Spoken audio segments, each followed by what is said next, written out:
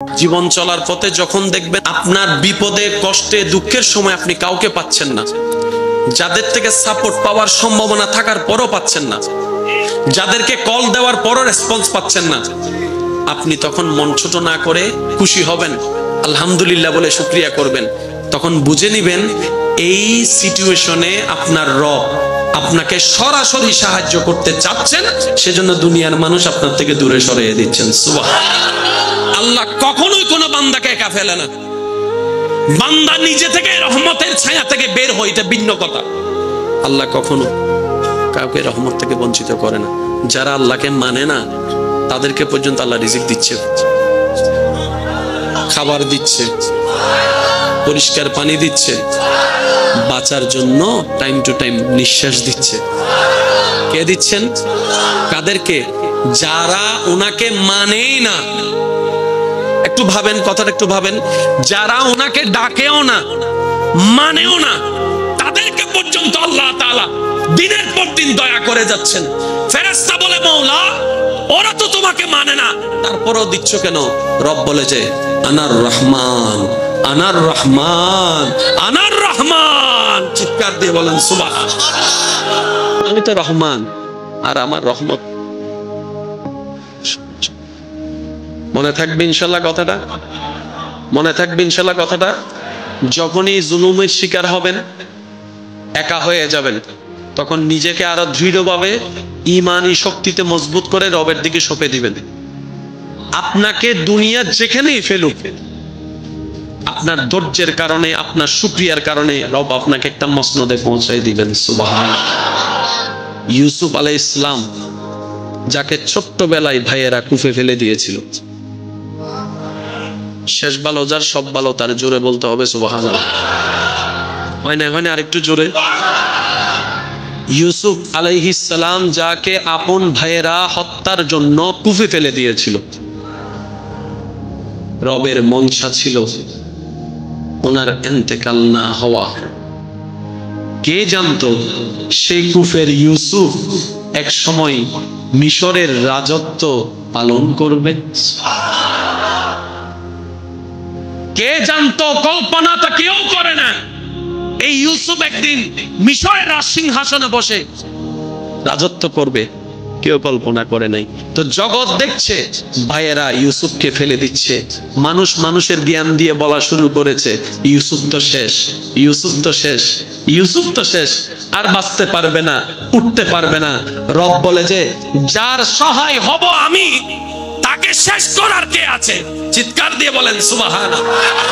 যার সহায় আমি, তাকে কেউ নিঃস্ব করতে পারবে না, তাকে কেউ শেষ করতে পারবে না। আমি আল্লাহ, ইন্নাল্লাহা আলা কুল্লি শাইইন কাদির। মনে রাখবেন, প্রত্যেকটা নবী রাসূল আল্লাহর প্রিয় বান্দাদের জীবনী আমাদের সামনের পথ চলার এক একটা বিশাল বিশাল বড় অনুপ্রেরণা এবং উৎসাহ। দুনিয়া ইউসুফ নবীকে ফেলে দিচ্ছে কোথায়? জোরে বলেন। কিন্তু আল্লাহ দেখছেন ইউসুফ কূপে নয়, সিংহাসনে। তো কূপ কোথায়, সিংহাসন কোথায়, কোনো মিল আছে?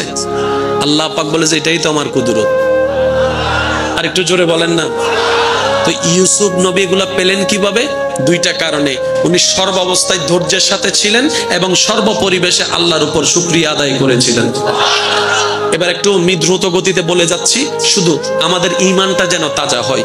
ইউসুফ নবীকে কুফে ফেললেন, এখান থেকে আল্লাহ বণিককে দিয়ে ওনাকে তোলালেন। এই বণিক দেখে ওনাকে পছন্দ করলেন, ওই বণিকটা ওনাকে ওনার সাথে নিয়ে গেলেন। নিয়ে গেলেন তো নিয়ে গেলেন কোথায়? মিশরে নিয়ে গেলেন। একটু জোরে বলতে হবে।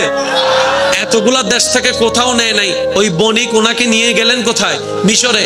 এবার মিশরে যখন, আপনারা জানেন একটা সময়ে টাকার বিনিময়ে মানুষ গোলাম বিক্রি করা হতো। এবার ওই ব্যক্তিটা টাকার জন্য ওই ইউসুফ নবীকে তো ফ্রি পেয়েছেন, তো ফ্রি পাওয়া ইউসুফ নবী, ছোট বাচ্চা ইউসুফ নবীকে, সৌন্দর্য তার তুলনা নাই, সৌন্দর্য তার আর উপমা নাই, দেখলেই যে দেখে এক নজরে পাগল হয়ে যায়। সুবহানাল্লাহ। ওই ইউসুফ নবীকে গোলাম হিসেবে বিক্রি করার জন্য যখন বাজারে তুললেন, ওই সময় যতগুলা গোলামের দাম দর করা হয়েছে, সবচাইতে বেশি দাম ওনার নামে। এত বেশি দাম তো কেউ নেওয়ার মতো, নিতে গেলে তো মোটামুটি একটা রাজার মানুষ লাগবে।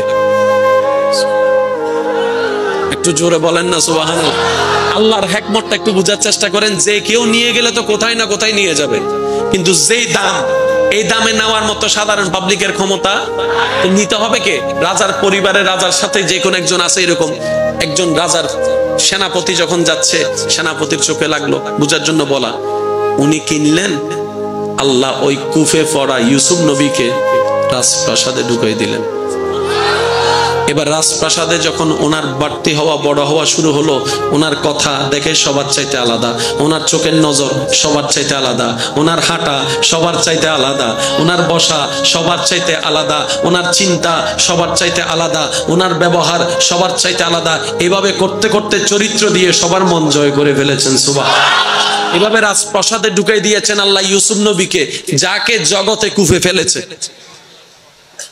যাকে জগতে কুফে ফেলেছে, আল্লাহ ওনাকে রাজপ্রাসাদে ঢুকাই দিয়েছে। আল্লাহর কি কুদরত! ওইখানে থাকতে থাকতে আল্লাহর হিকমতে, আল্লাহর কুদরতে ওই জায়গার রাজত্বর একটা প্রভাবশালী পথ উনি পেয়ে গেলেন। এবার রাজ্য পরিচালনা শুরু করলেন।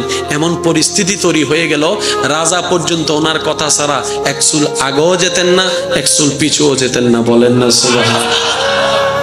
সময়ের ক্ষণে ক্ষণে সমস্ত কিছুর পরিবর্তনের সাথে সাথে দুর্ভিক্ষ যখন চলে আসে, চতুর্দিকে যখন হাহাকার শুরু হয়ে যায়, ইউসুফ নবীর পরামর্শে যখন সেই গোডাউনের মধ্যে খাবার স্টক করা হয়, সেটা মিশরবাসীর জন্য উপকার হয়, রাজাও খুশি হয়ে যায়। ওদিকে যাচ্ছি না, শুধু একটা সময় গিয়ে যারাই ওনাকে কুফে ফেলে দিয়েছিলেন খাদ্যের অভাবে, আল্লাহ তাআলা ওনাদেরকেই ইউসুফ নবীর সামনে এনে হাজির করে দিয়েছে।